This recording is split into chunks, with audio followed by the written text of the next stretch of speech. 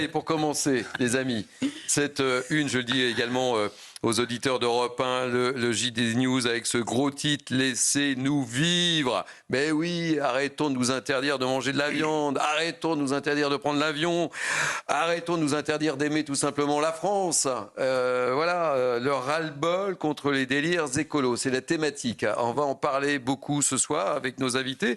Et pour commencer, nous sommes avec François-Xavier Marquez, président du syndicat de la boucherie de la Gironde. Bonsoir François-Xavier Marquez. Rien de tel qu'une belle entrecôte, qu'une belle côte de bœuf, qu'elle soit limousine, de Salers ou autre. La France est belle, non? Exactement, de la loyau, des brochettes, de la viande, en veux-tu, en voilà. On va se faire des amis, hein? Oui, je pense, mais bon, on est là pour ça. Alors, est-ce que vous êtes d'accord?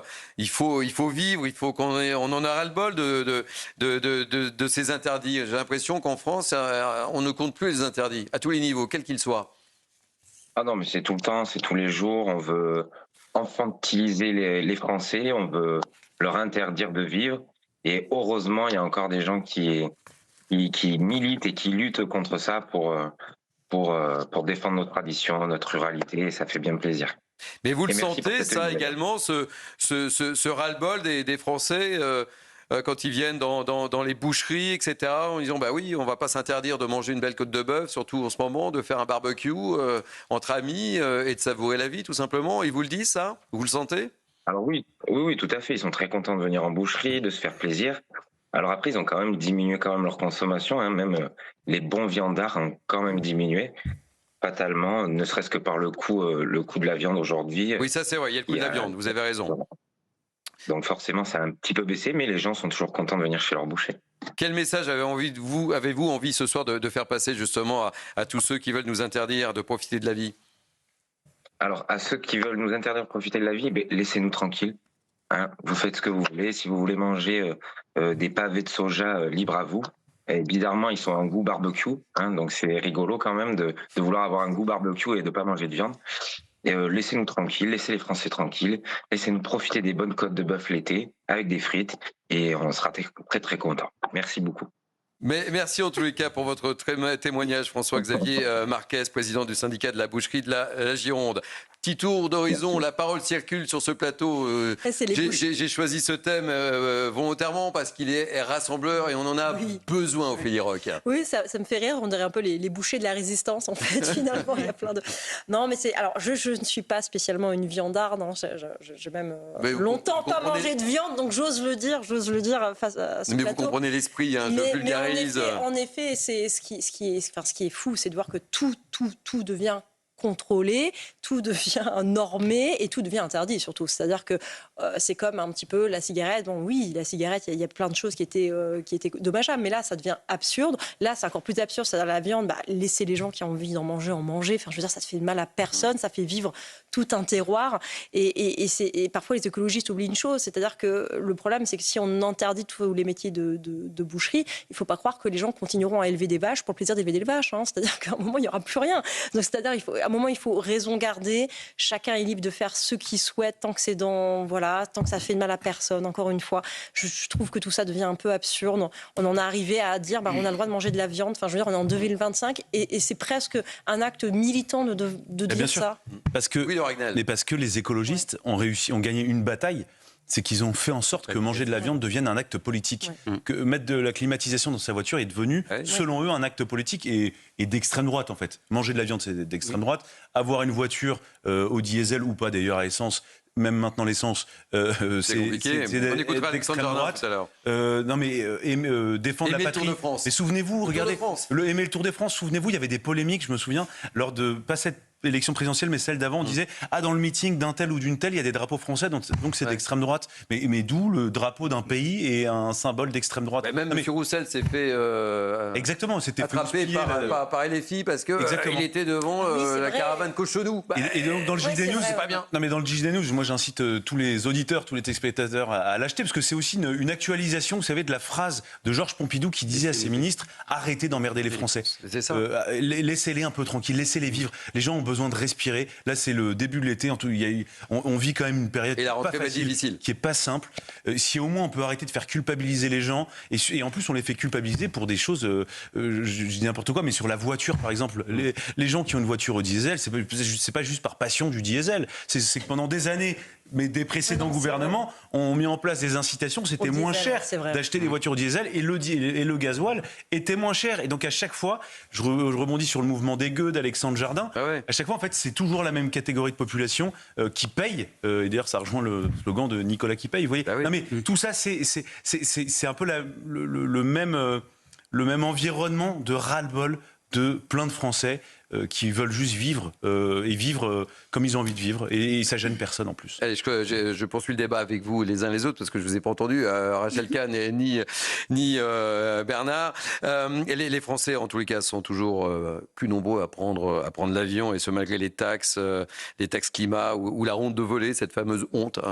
On cache les choses. Un jour, mais on va voir ça avec Sarah Varny. On va écouter Sarah Varny et je vous fais réagir les uns les autres. On poursuit nos échanges. Mais oui, laissez-nous vivre. Laissez-nous vivre. C'est le thème de l'émission ce soir.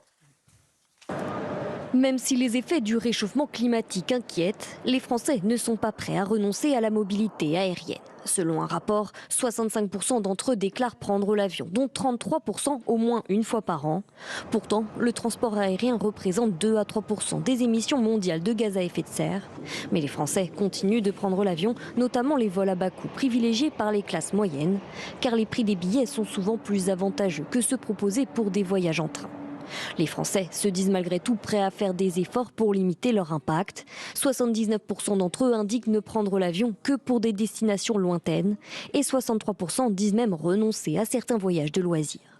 Car si les Français ont pris conscience des enjeux environnementaux, ils ne sont pas encore prêts à changer totalement leurs vacances. Je trouve que... À qui j'ai pas donné la parole? À Rachel Kahn.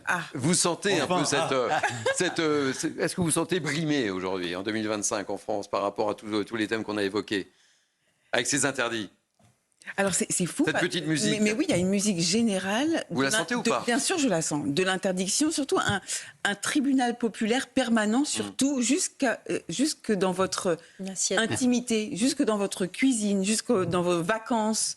Là, cette question de l'avion, oui, mais alors on adorerait avoir des trains qui coûtent beaucoup moins cher et qui puissent rouler sans des grèves à chaque vacances aussi. C'est aussi une question, non, mais c'est vrai, de simplicité, d'efficacité, la liberté d'aller et venir.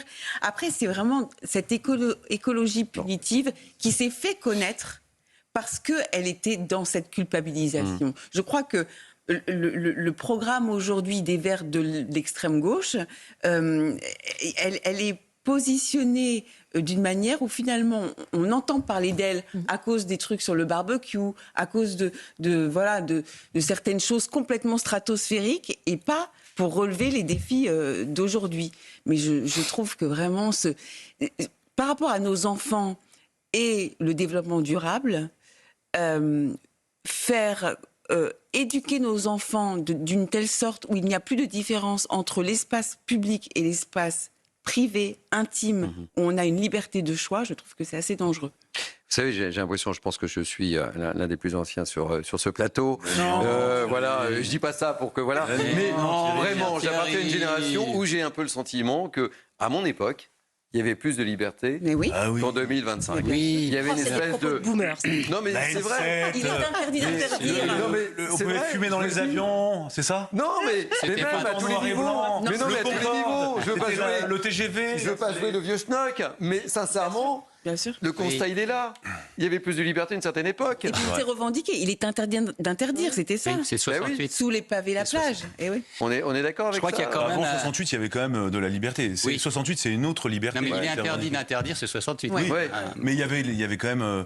une fierté de son pays. Tout n'était pas permis non plus. Tout n'était pas permis, fort heureusement. Dans une certaine limite.